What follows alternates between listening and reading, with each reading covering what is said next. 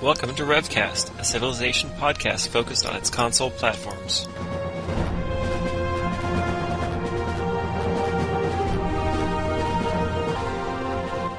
Elthrasher, Duke Blue, 1987. ScottieX.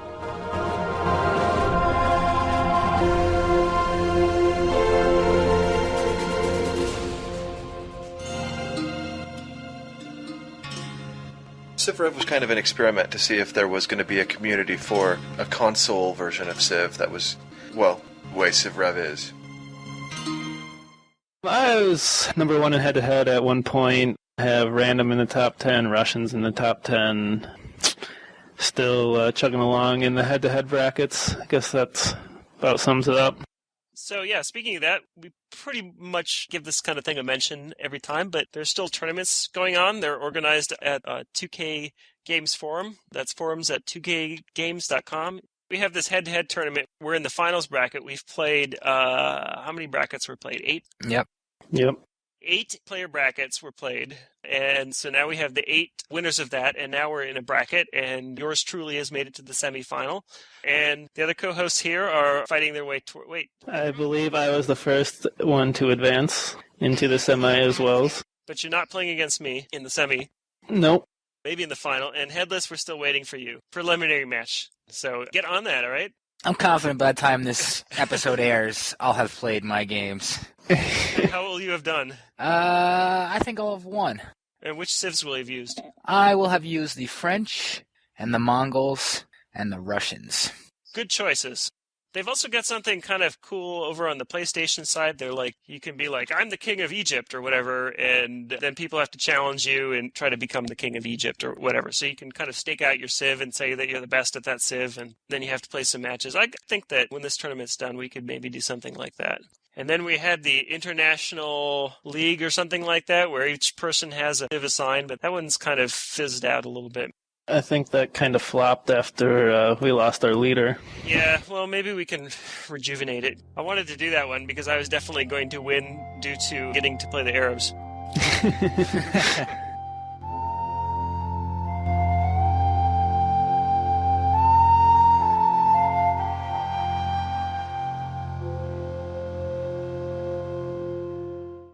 I was actually thinking that you do have a claim to fame, and that's that you started becoming really involved in helping to organize the tournaments.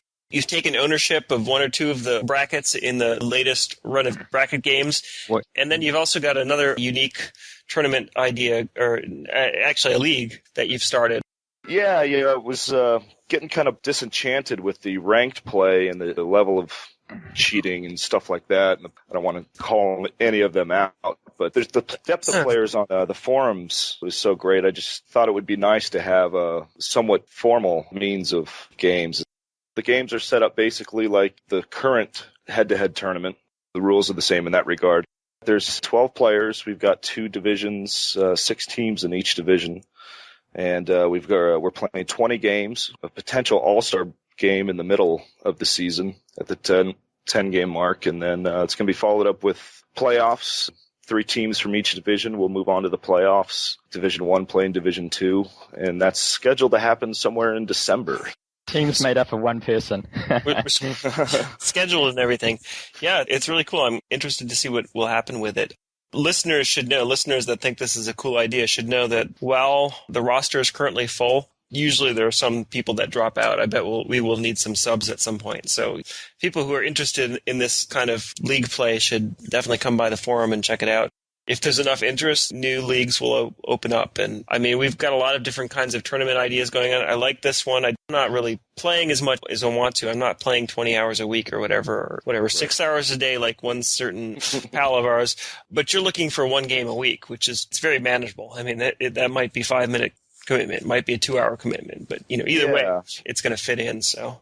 Yeah, it felt like the time commitment wasn't so great that people would get bogged down and fall behind. And the other nice thing with the schedule that's written out is you can feel free to play as many games ahead of time as you want. And who knows? I mean, the players who are in there are online quite a bit, so it may be that we finish this thing up well ahead of the projected time. Yeah. And you've also got plans in there for some of the players who are kind of lagging toward the end to give them a little boost halfway through. Yeah, what I did there was there's only 10 civs allowed, the terrible 10. We obviously threw out the top 3 civs, America, China, and the Zulu. And of course, Spain, Arabs, and Aztecs aren't involved in the tournaments either. But what I did to hopefully balance future competition is if the bottom 3 players, assuming they finish the season with a record below 500, will have the opportunity to play with Spain, the Arabs, or the Aztecs based on how they finish. Mm-hmm. Last place player would start the season with the option of replacing his civ choices 3 times with either the Spain, Arabs, or right. Aztec. And something to strive for. If you start failing a little bit, just be like, wow, if I lose 2 more games, I get to add this to my roster. Yeah, there's a little problem with people who lose a couple of games and then they decide to drop out. Right. Well, it hasn't been a real problem, though. It's been a small problem.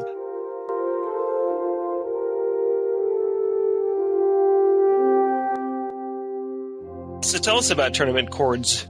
It's probably the best tournament you'll ever see. Yes, now that I'm in it, right? Yeah. What's your acronym with Thrasher? Is I'm not going to be able to remember that. Look it up. I'll look it up here for us. All right, you can look it up. Get on that. It's probably the most famous, the most popular. I probably can't even pronounce it, to tell you the truth. I don't even remember what it is.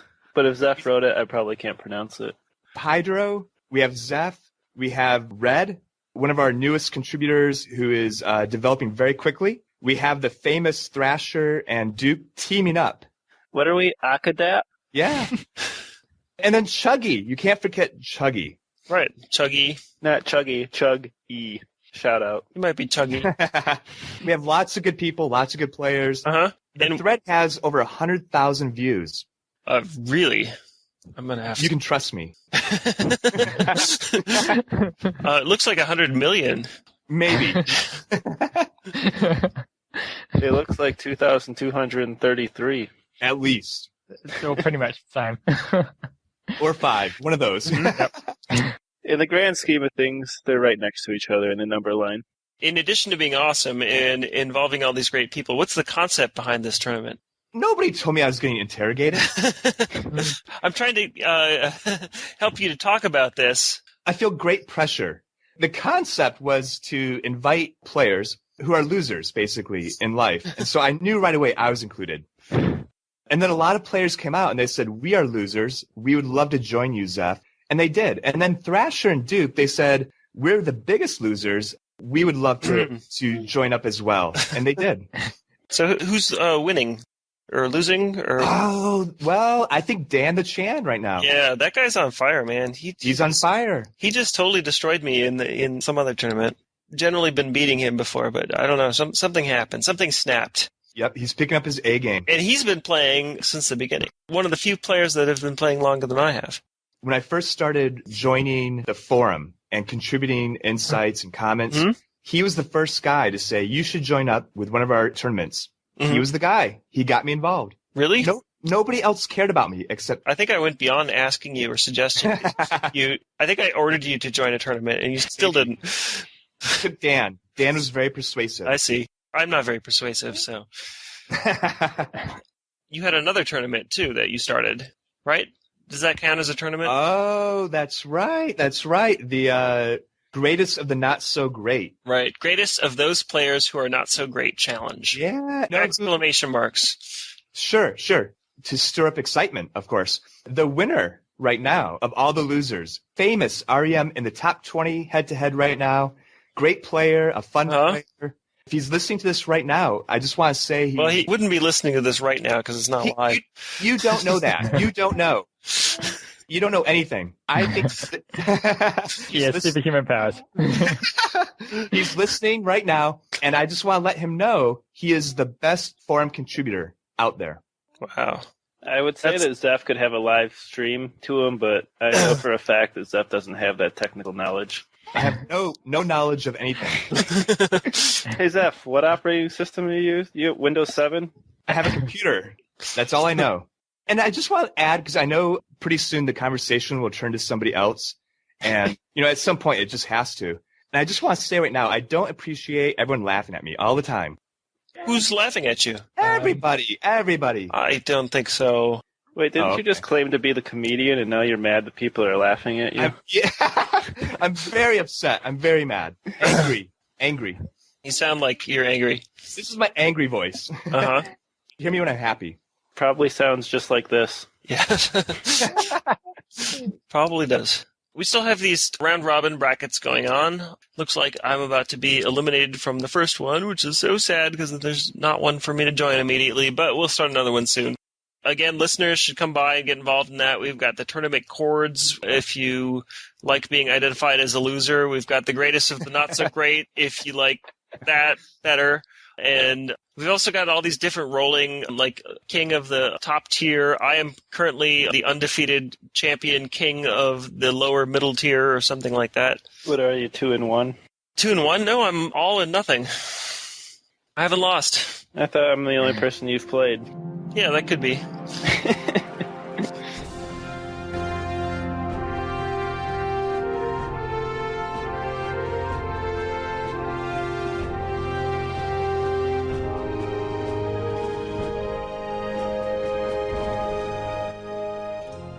What's going on in the tournament world?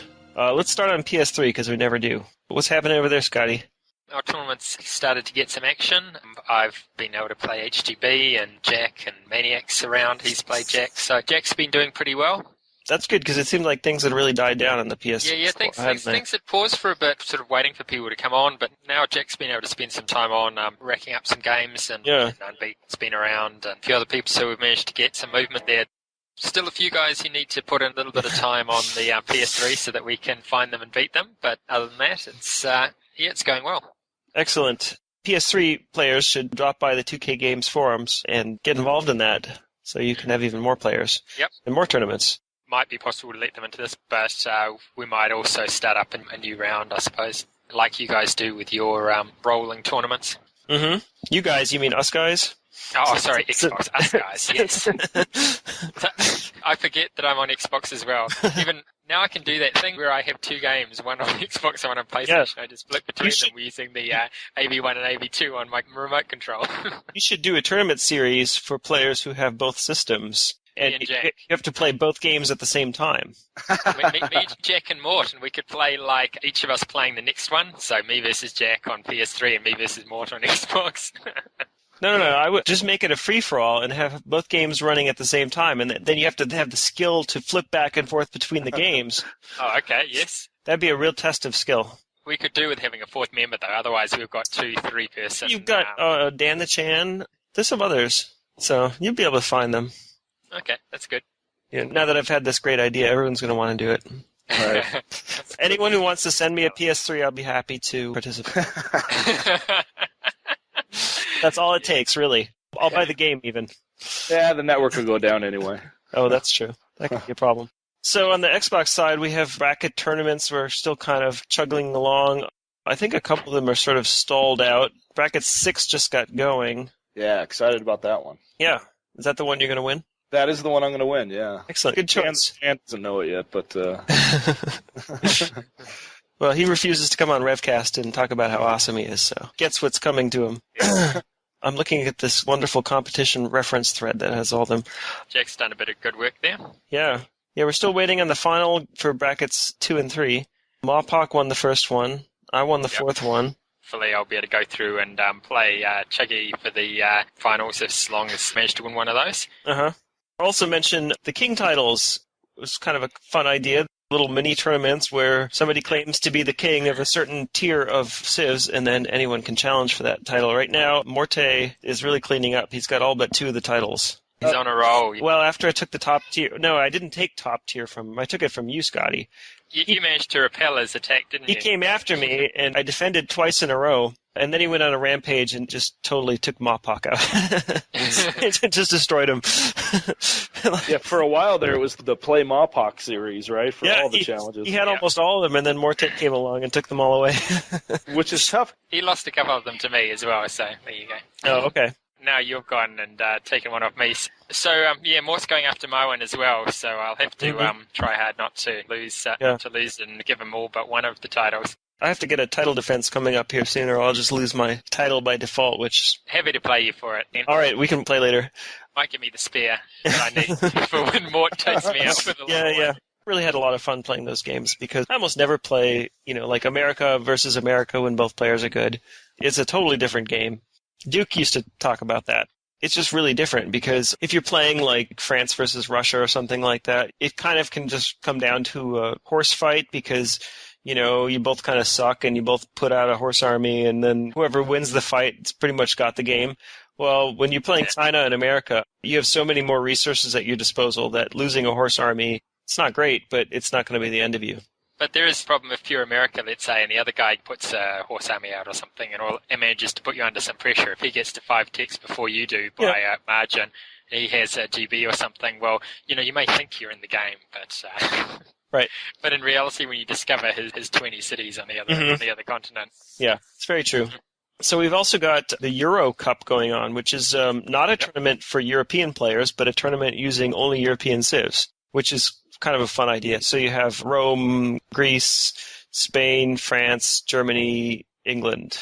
I brought up the point that, Moscow's in Europe, but Russia's considered for these purposes an Asian civ, just mostly to balance things out a little bit better, because otherwise you too many Europeans. And when that one's done, we'll do cups for the other continents. I got a lucky draw against Rem for my first round, so we'll see how that goes. Mm-hmm. Oh, good. They're all pretty good. I think that the Greeks aren't so... Oh, well, there's the French. They're terrible. But other than that, they're all good, except for those ones that are bad. If you don't consider the bad civs, then what's left are the good civs, is basically what I'm saying.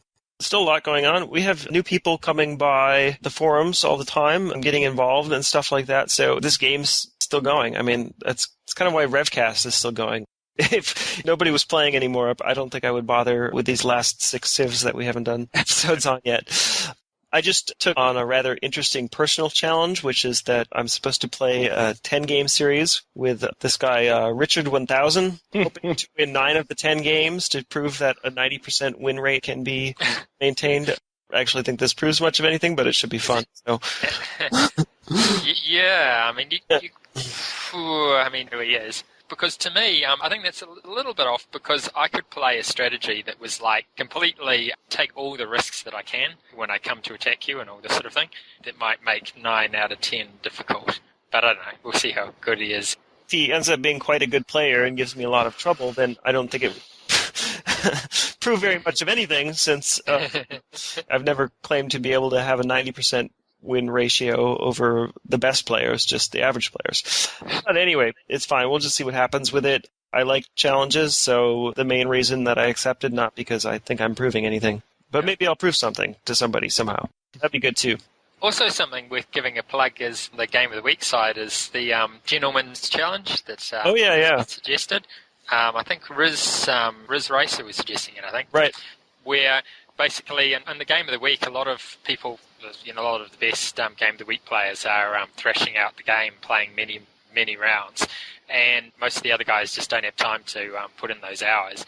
So the suggestion is that we're Emperor non-domination win for next week, and then you can just post your first score without having a look at the map or any of the other learning of the tricks of the Game of the Week. No reading spoilers, I suppose? Yep, no reading spoilers, which is why it's called the Gentleman's Challenge, because it'd be so easy to cheat. Then you post your scores, and we'll put a list of them, and we'll see who's good first game out. Mm-hmm. Sounds kind of cool. It's also kind of fun for people who don't normally play Game of the Week, too. They can jump in there and get involved in the challenge. Yep, just post a time and see what you can do. Mm-hmm. You might be a bit more luck in it, so if you get a lot of luck, you might post a good time straight out of the box. If I may... don't mean anything other than exactly the words that are coming out of my mouth. These times that people are posting here appear to me to be very achievable, so that players who aren't hardcore Game of the Week players like yourself, Scotty, or like Kadera, who are winning economic victories in 12 turns or whatever, players who aren't really up to that level of competition would probably be very comfortable in this Game of the Week Gentleman's Challenge. So they should come by the forum and give it a try. Come on.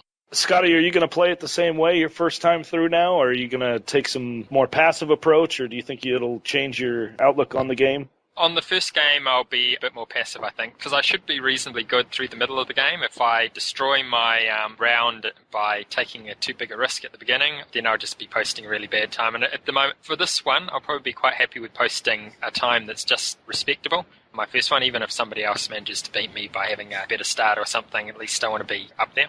Sure. Mm-hmm. Make them have to work to come first, at least. And will you walk your settler in that first game? Yes, I'll walk my settler. All right.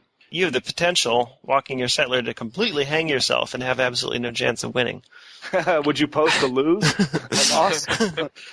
It's possible, but against the AI as opposed to a human, if you have to walk back a little bit in order to find a good spot, something like that, you'll still survive and still clean them up in a reasonable sort of time. You probably couldn't accidentally lose on deity, strangely enough, right? Because the AI will sit there and build an archer and then fortify it. Yeah. And I suppose you could walk into a barb hut out of the fog or something. Yeah, you could walk into out of the fog or something, but it's not particularly likely. So I'm willing to take that little risk. Right. We do all the time in multiplayer, so why not?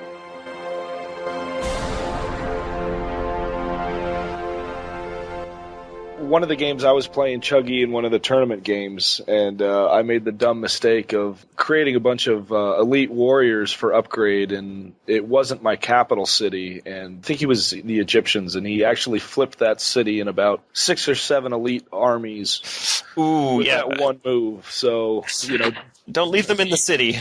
Yeah, don't marshal your troops in the city. No. Because you don't even have any text to defend. He takes the city, he's going to get nothing except for his architecture when you come back. It can be okay to put one unit in the city to prevent a free drop-off. As you actually get to a situation where your city, let's say he doesn't have too much in the production there, maybe he's taking who knows what food or whatever. He comes in and does his drop-off and you take the unit back, well, he's probably got more tech than you anyway. So in reality, you may actually win from his drop-off. You're right. Sure. He's dropped off a couple of warriors or something, or a warrior or whatever, and you kill it, and he's lost his 20 goals with the warrior, and you've lost maybe a couple of hammers or something, whatever it was that was in the city. We'll usually put maybe one archer in the city, or maybe one warrior in the city, and then fortify all my elite warriors outside. That can be good for tempting them to go and take it with their horse army or something. Yeah, especially like sitting on a hill in the back, and he comes up with his horse army, like, aha, 4 defense, you die, and then he sees like a whole bunch of flags on that hill. Right. Yeah, so lesson learned there. Don't marshal your troops at a city that's not your capital. It was very costly in that game. But even in the capital, you can live with having them sitting next door. I do that because, like I said, warriors will build fortresses. They'll do the normal fortification that you get in a city, which gives you up to plus 100% defense. But then they'll also build a fortress on top of that, which is another plus 100%. And it takes like 4 turns for them to build it. They do it automatically, so you don't have to micromanage it or anything like that. They'll actually have higher defense outside the city. So you've got a capital there, you can pop a unit inside of it, but you've also got that hill, so you've got a little bit more zone that you've got. It gives you more options. If someone comes and attacks your city, you can say, okay, actually, I need to pull back and let this go. Or you can say, you know what, I'm 2 turns off of ironworking, so I'll just remain fortified and invulnerable here, and then I'll take it back once they all become legions. Whereas if they're in the city, then they're going to get hit by the attack, and they don't have as high defense.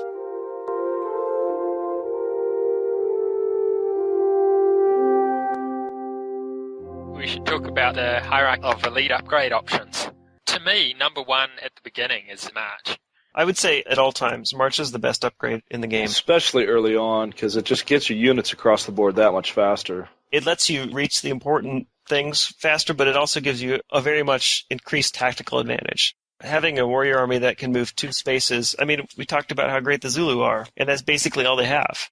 Mm-hmm. Yet we consider them to be one of the top civs in the game, and that's all they have. So March is number 1, and then I suppose infiltration second, or blitz? I would go with blitz, I think. Depends on the situation. If I'm going to be attacking a capital, like an AI capital... Yeah, the 50% helps out quite a bit there. I think I prefer filtration, because they're not going to replace units very quickly. My vision is to get that army up. First thing, get them to their capital or to a capital as fast as possible, and then the next thing is hit it as hard as I can. So probably just infiltration over blitz, although it's pretty close, and then blitz, Is there anything that we have there? There's Scout. Isn't terrible to have. I mean, it's useful. Scout. That's the fourth one. Yeah, then after that there's Guerrilla and Medic, which are pretty bad. Pick Medic over that. You could be attacking Paris or Thebes, and the culture could grow, and you might want to heal. But Medic isn't that great, and Guerrilla, I think I've been able to leverage Guerrilla into a winning battle from what might not have been a winning battle once in the, 2,000 games I've played. It's really terrible. It's a shame the medic upgrade doesn't give you the auto heal like the Aztecs do. Then it would be quite worthwhile. It would be really powerful, yeah. That would probably be the first pick then. My first upgrade, I might still go March. But I'd still go March, yeah, you're right. Once you'd got a March unit out there, and then maybe you'd start getting to become the top. Yeah, you usually get a choice of March or Infiltration, or maybe March or Scout. Does that seem right? Well, March does seem to come up a lot at the beginning. Yeah. Seem to come in pairs as well, don't they? Right.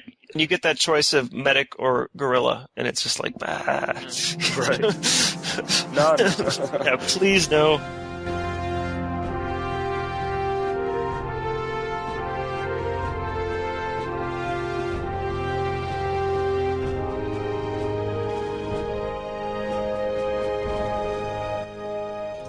Moving along, here at the secret RevCast laboratories, we have come up with an exciting new solution to pause freezes.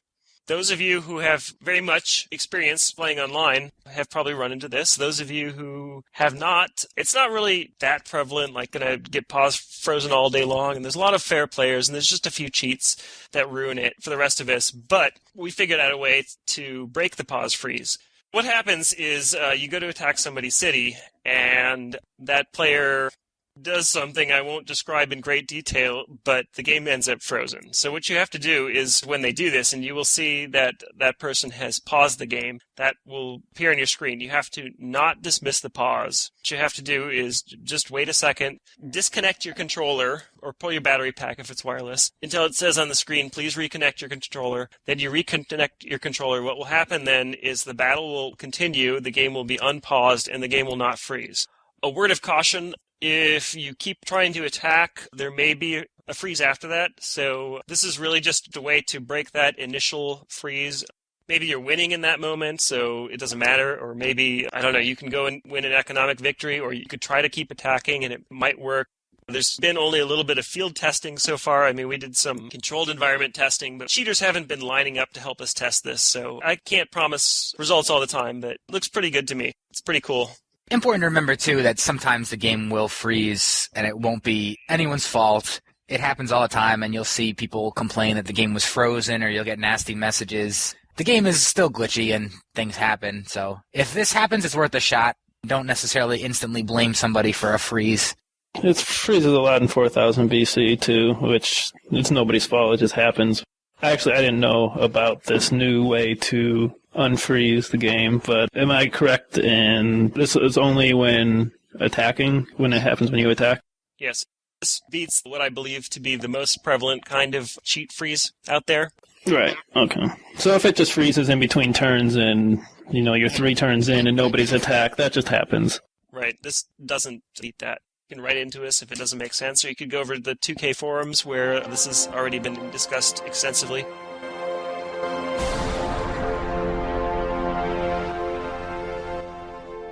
Civilization Light, people playing CivRev can graduate to the Civ 4 style of game or Civ 5. That's just a dumb statement. I kind of agree. I don't have the attention span. Well, I really think it's an awesome game in its own right, and I like the fact that I can play all the way to spaceflight in 2 hours if I want to do that. Yeah, I think that destroys the attitude, well, yeah, this is the light show, this is a light game, and, oh yeah, haha, everybody's playing a light game. No. And Firaxis needs to listen. If this game has this much of a strong community that people don't even want to play other games, CivRev 2 has to be in the pipe. Oh, yeah. I sure hope so. I see CivRev as having a lot of the breadth that Civilization 4 has, not necessarily the depth. Right. Sure. I might still refer to it as Civilization Light, but I wouldn't want to say it's Civilization Light, period, and then not put that into context. I own Civ 3 and 4, but I'm just too addicted to CivRev. One of those complete packages that needs to be bought by everybody.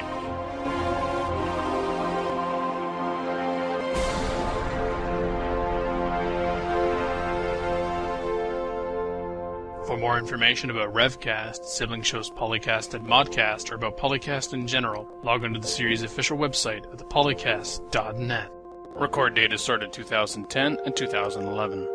Civilization Revolution sound clips copyright Take-Two Interactive. Copyright Civilized Communication at civcom.net.